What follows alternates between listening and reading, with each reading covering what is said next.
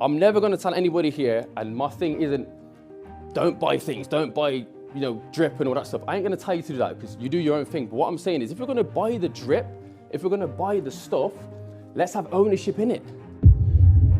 Everyone's heard the saying that, money don't grow on trees. Money is everywhere. It's abundant. First and foremost, we've got to understand that.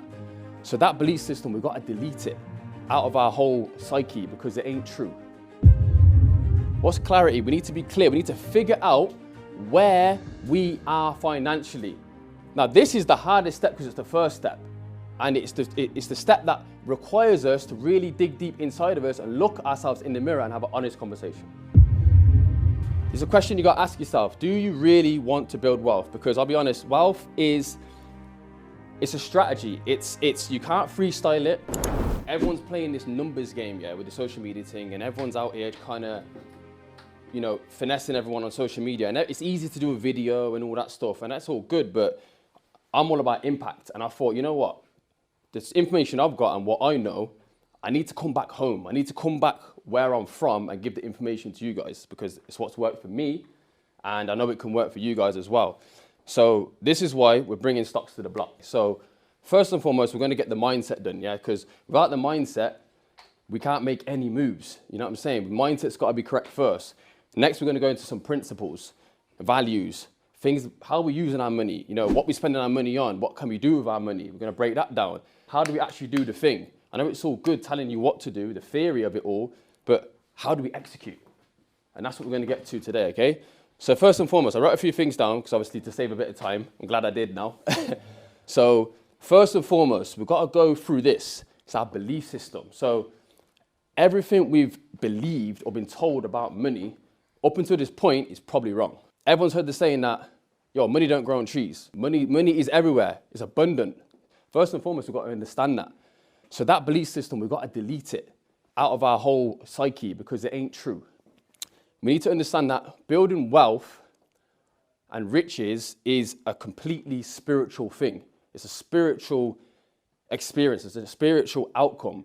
So if we only think that we can make money by earning money and working physically for money, unfortunately, newsflash, we're never going to build wealth because the reason is if we only work for the money and use a physical resource, which is our muscles, going to work every day, but wealth is spiritual, we said, we can't get a spiritual outcome from a physical resource. So we need to understand that money is abundant and it's spiritual.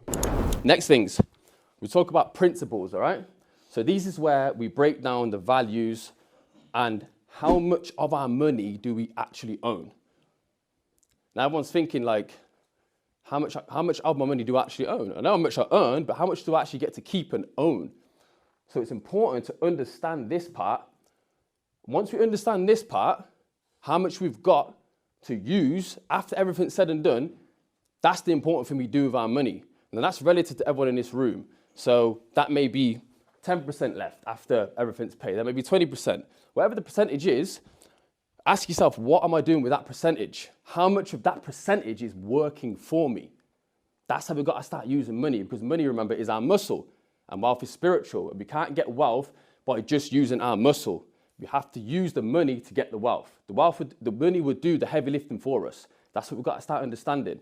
So putting as much money into assets and investments, whatever that may be, whatever you pick your poison with that, whatever that may be. For me personally, it was stocks. That's why I'm bringing these to you guys. But it's understanding how much of our money do we actually own, and it's important what we do with that piece of that money, okay? So this is the ROIC, meaning return on invested capital. So following on what we just said, think of the last time you spent some money or put some money out somewhere, what return did it get you? Think about that. I don't want you to say it out loud, just think about that. When you last deployed some money of your hard-earned money you went out to work for, how much of that money went and worked for you and brought back more money? Think about that, okay? So like I said, execution, we're going to get to that because that's the most important part because we could talk about mindset all day. I'm not going to bat a mindset to you because I ain't a preacher. But we had to touch on mindset because we need to understand that we've got to reverse how we've been trained about money and how we used to think about money. You know what I'm saying? So look, this is how the stock market works. So first and foremost, stocks and shares. We've all heard that term, yeah? They're the same thing, all right? So the stock is just the company. The shares is what we get to own, okay? We own pieces of shares. So look, we've all seen this in school, pie chart, yeah? This is a company, yeah? Broken into segments. Main things that we need to build wealth, okay? First is equity. Next is cash flow. Equity is just this. You're an owner. That's what it is. Simple as that. Nothing more in depth. If you've got equity, you're an owner, okay? And the beautiful thing about the stock market, as soon as you buy just one of these, just a share, you're a part owner of that business. You don't own stocks and shares, you own a piece of a business. If you buy Apple, one share, you own a piece of Apple. The more shares you get, the more ownership you have. The more ownership you have, the more say you have. Your pension, every month you pay in, directly, it gets invested into the stock market without you even knowing. If you don't look into it, you won't know this stuff. This is what I found out, okay? So my pension at my old jobs was getting paid into the stock market. I was participating. So that's why if you put a certain amount in your pension and you get to the age of 65, it may be more than you expected or less than expected. Because it's tied directly into the stock market. So why I say milk your 9 to 5, because the 9 to 5 is an amazing tool to use. Because one, it's guaranteed income, which is fixed and you know the amount. So then you can set aside the certain amount you want to put in to your investments. Next thing, number 2, start with what you know. Everyone goes on like they don't know what to do or how to invest or what to invest in. Over 70% of what we love and use is investable. Absolutely everything is out there. I'm never going to tell anybody here, and my thing isn't, don't buy things, don't buy, drip and all that stuff. I ain't going to tell you to do that because you do your own thing. But what I'm saying is if you're going to buy the drip, if we're going to buy the stuff, let's have ownership in it. So look, next thing, we're going to start with, well, you can start with something called ETFs, okay? Let's break this down. So what are ETFs? All that stands for is an exchange traded fund. Okay, cool. Ash, you said a lot of words there. I don't know what that means. Let's break it down in simple ABC terms. So everyone remembers years ago you can go get a £5 munch, yeah? Yeah, them days are gone, innit? But so if you go into a shop, yeah, now, and you want to get a munch, but you don't really know what you want to get. Okay, so you go into, let's say Tesco. We walk into an aisle and we see crisps, we see chocolate, we see crackers, whatever it is. All an ETF is you saying, I don't really know what I want to get. Let's just get everything and take it to the checkout and pay one price for it. So in stock terms, you're buying a bunch of stocks or a basket of stocks for one price. Why is that good? Because say that you want to buy Apple, but you don't want to buy the single share, you could buy companies like Apple, Microsoft, Google, Amazon. You can buy them all in this ETF for one price. And what that does, it limits your risk. So when stocks go up and down, you don't lose as much money because you brought the whole basket rather than just the individual one. Because if the individual one goes down, then you're going to be pretty hurt because you've lost a lot of money in the one. But if you buy them all in one basket, which is a hell of a lot cheaper as well, that's why I'm bringing it to you, it limits your risk of loss. All right? So this is why I'm exposing you to it, to make sure that you understand that keeping money moving is the key, because money is the real muscle. Not going to work. I ain't saying quit your job or nothing. I'm saying that go do the job. Understand that, okay, I'm getting my paycheck. I'm paying myself first to go buy some of these. That's how you get where you got to go. That's the only way you got to get to how you go, is buying investments and assets to keep your money moving. It's a question you got to ask yourself. Do you really want to build wealth? Because I'll be honest, wealth it's a strategy. It's you can't freestyle it. You got to be diligent. It says in the Bible. Now, I'm not the most religious person. I don't read the Bible every day, but it says diligent hands build wealth. What's diligent? Diligent, hardworking, methodical. You've got to really plan and work towards it and be disciplined towards what you're trying to do. So easy, simple formula. It's ABC, but it works. You have to save more than you spend. Once you establish this, you have to invest more than you save. You have to. If you don't do this part, like we said at the start, you can't build wealth, okay? No matter how hard you try. Can't work your way there, can't save your way there. And if you, the worst thing, I was having this conversation today, the worst thing would be, and it sounds counterintuitive, but getting inheritance without this knowledge is probably the worst thing you can have. Because all you're going to do, that one. That's all you're going to do. I've got the money, I ain't going to go do the education, do my thing, I'm just going to go ball out. Next minute, money gone. This is why it's important. We establish the basics, the fundamentals first. Start getting that moving. Then we can move to this. And this is crucial, because this is where the real change happens. So this is my little formula called the trifecta, okay? So 3 pillars of building wealth, yeah? So we established at the start, remember, that income, okay? Whether that's your paycheck, whether that's your side hustle, whatever you're doing, yeah, you need to understand how much of your income is going to turn into this. Capital. So simply in the investing term, capital is just money you've decided that you're going to invest. That's what capital is. But if you hear that word, it just means invested money. So we need to understand and more so choose how much of our income is we're going to turn into capital to work for us. Because that's our muscle, remember. The bigger this goes, the quicker we get to that number. All right? So that's your first step. The next thing is this, buy and hold. What's that, Ash? That's literally what it says on the tin. You buy great companies, and you hold them. So as we're doing this, we learn how to do this. Okay, so this is your passive, aggressive income. So again, if I'm a real estate people, that's your fixing and flipping, that's your buying, whatever you're doing, or with me, it's trading. Okay, so you're getting money quicker in the door so you can deploy, and you're just doing this, just doing that, and your P's going up. But you can't skip steps. You can't put income into that because it ain't gonna have the same effect. You need to go through the steps, learn this, and in the background, this is truly where the money is. Because what I do with mine, my capital goes into this, then I deploy capital into this. The money this makes, I just put it back in there. Then that grows. So that's the formula. That's the formula. It's nothing more, in depth than that. That's all you really need. And I'll be real. Why I really love the stock market, other than any other asset class, is because it don't care what color you are. It don't care how smart you are. It doesn't care where you come from, and it doesn't care how much you start with. That's why I love it, because you can participate and own pieces of great companies for a small amount of money.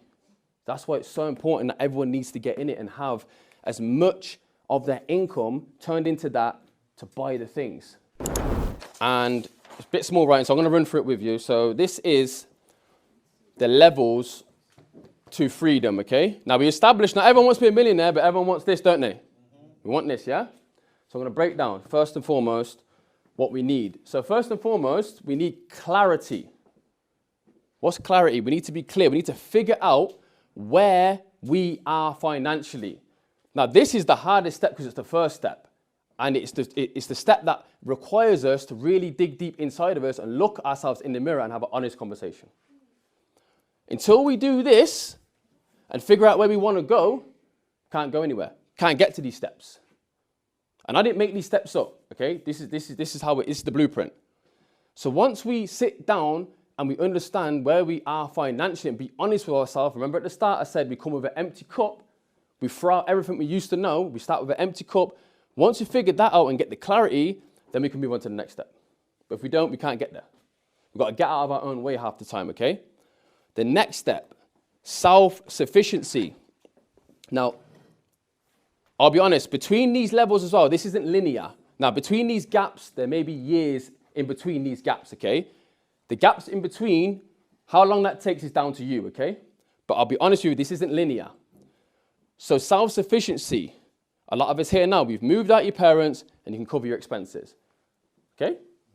So next step after that is your breathing room. Now, this is where the pivot happens, okay?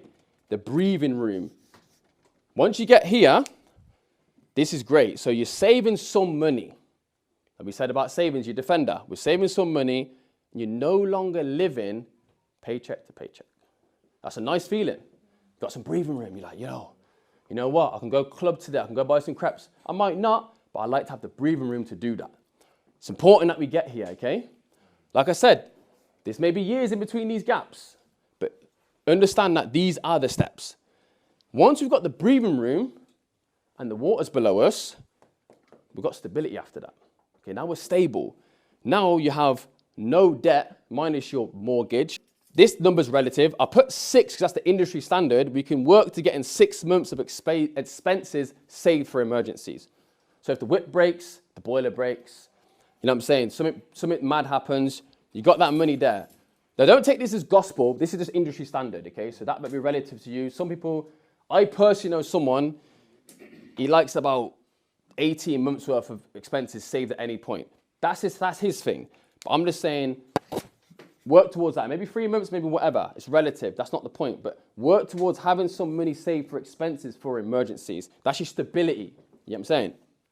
After that, this is the big one. This is a big jump. Like I said, this gap might be a decade. This might be a decade. You get the flexibility. This is where you get choices.